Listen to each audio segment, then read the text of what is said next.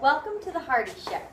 Today we'll be discussing the Charlotte Danielson framework with Principal Messina and Ms. Teresa Davis, a middle school teacher at BCPS. The CDF is Maryland's way of evaluating teachers into categories of highly effective, effective developing, and ineffective. Principal Messina, can you tell us about the Charlotte Danielson framework? Certainly. The Charlotte Danielson framework consists of 4 domains, which are planning and preparation, classroom environment, instruction, and professional responsibilities. Each of these domains are then separated into 22 smaller components, which helps the evaluator get a clear picture of what this particular classroom is like on a daily basis. Can you give us an example of how the Charlotte Danielson framework helps you with getting an idea of what the classroom is like? Of course. When I observe a classroom, I am heavily focused on domain 2 and 3.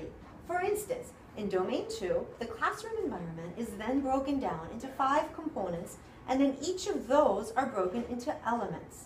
Each element is set in a rubric that allows us to identify where a teacher falls on the spectrum. Interesting. Can you now give us a specific example of an element you would look for in a classroom? Sure. In domain 2, the classroom environment, component 2E, organizing physical space, I am looking for the arrangement of furniture and use of physical resources. For a teacher to get a highly effective rating, I would expect the teacher and the students to use the resources in an efficient manner, and students should feel comfortable in adjusting the furniture to aid in their learning. On the opposite side of the spectrum, to get an ineffective rating, the furniture arrangement hinders the learning activities and the teacher does not make use of the resources that we have. Interesting. Now we're going to turn to our teacher, Miss Davis. Miss Davis, how do you feel about the rubric the principals now use to observe you? Well, I like having a rubric so that way I know exactly what the principal is looking for when they come into my classroom. In our old system of observations, it was difficult to know what the principal was looking for on any specific day. So, given this rubric, I know exactly what the principal is looking for. It seemed that before the principals had a lot more freedom to rate us as how they saw fit. This could be a huge disadvantage if you or your principal did not get along. The new system also gives us a chance to show what we do outside the classroom. For most teachers, domain 1, planning and preparation, and domain 4, professional responsibilities, helps us earn a better rating. Seems like you really like the Charlotte Danielson framework. Is there anything you don't like about it? Well, I really like it for the most part. There are some things that I don't like. So I don't like that our students' test scores are part of our rating. This could cause a lot of experienced teachers to leave schools where students do not get high test scores. We need great teachers in our tough schools, and I think this aspect of our rating is going to have a negative impact on students' performance on state testing.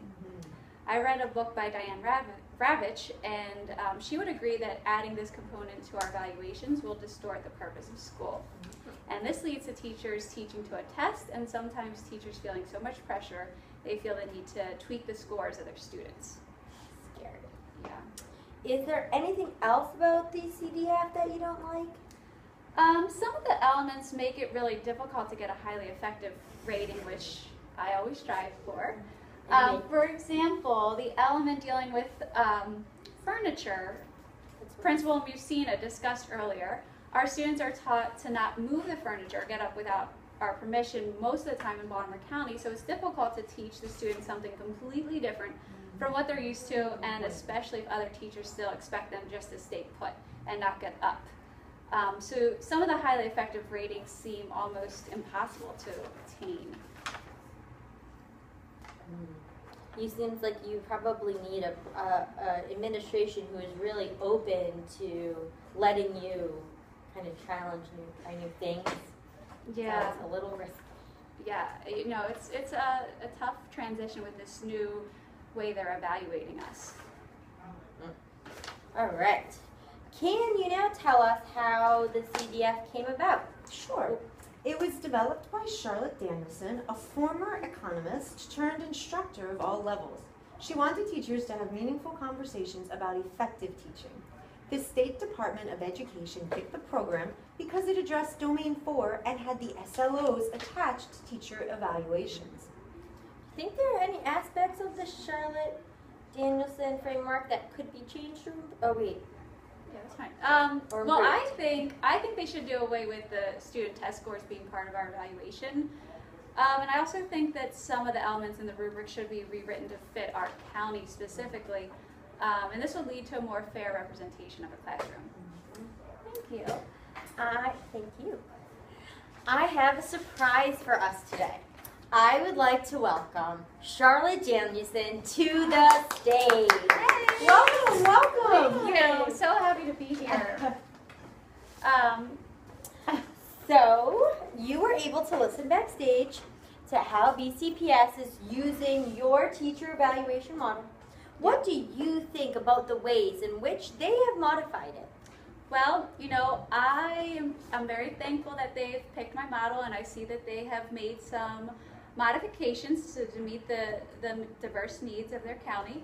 However, I really find it infuriating that the county has decided to attach test scores to teachers' evaluations. That was not something I intended with the original framework I made. I completely agree with Diane Ravitch that test scores should not be hooked to teacher evaluations. So I think that leads to all sorts of problems like teaching to a test and narrowing the curriculum, all of which is not good teaching practices. If they want to use my framework, I would hope the county knows strongly how strongly I feel about this particular issue. So, Very thank good to you. hear. Thank you. Yeah. Well, we will relay that information, and hopefully it will have an impact. And we thank you, Principal. It is a pleasure to be here. Thank you so very much. much. Thank you, Love it. everyone. Have a Thank great you. one.